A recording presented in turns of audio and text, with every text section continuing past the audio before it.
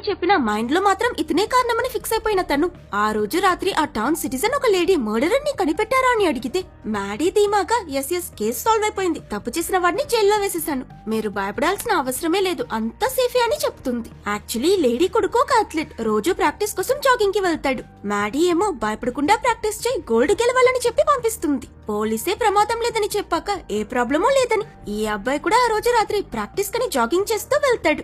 And ఇలా ఆ zombie క్యాంగరూకి next victim అవుతాడు. మంచులో పరిగెడుతున్న అతనికి అన్ని వైపుల నుంచి ఏదో మృగం అరుస్తూ అతని వెంటే వస్తున్నట్టు అనిపించి ఇతను భయపడి అక్కడి నుంచి పారిపోవడానికి చాలా ప్రయత్నిస్తాడు. సైడ్ లో నుంచి సడన్ ఎంట్రీ ఇచ్చిన ఆ జాంబీ క్యాంగరూ ఒక్క కొరుక్కి అతని చాప్టర్ క్లోజ్ చేసేస్తుంది. అట్ ద సేమ్ టైం మరోవైపు మ్యాడీ వాళ్ళ నాన్న ఫోటో చూస్తూ ఆయన్ని గుర్తు తెచ్చుకుని బాధపడుతూ ఉన్నప్పుడు తనకి ఆ అథ్లెట్ వాళ్ళ అమ్మ కాల్ చేసి జాగింగ్ కని వెళ్లిన నా కొడుకు ఇంకా తిరిగి రాలేదు, వాడెప్పుడు ఇంత లేట్ చేయడు, నాకు భయమేస్తుందని హెల్ప్ అడుగుతుంది. అది విన్న మ్యాడీ వెంటనే ఇదిగో నేను వస్తున్నానని కార్ తీసుకుని అక్కడికి రీచ్ అయ్యేసరికల్లా ఆ లేడీ